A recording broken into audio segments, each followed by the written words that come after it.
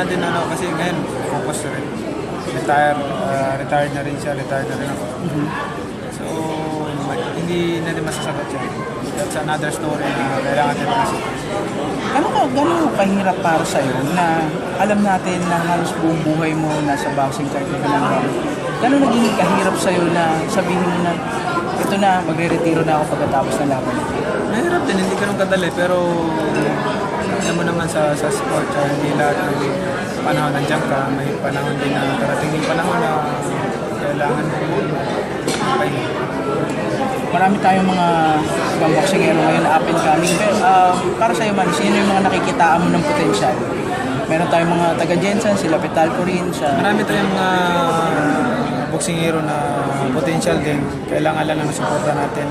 Nandiyan ang ginagawa natin. Marami sa Cebu, marami sa Mindanao. So, kailangan isuportahan natin sila para makapagbigay ng karangalan sa atin. Kung alam natin na may padating na eleksyon at kakagaling mo lang sa laban, tayo ba magpapahinga pa o diretso sa kampanya na para sa new election? Pahinga ng ilang araw. Start na ng kampanya.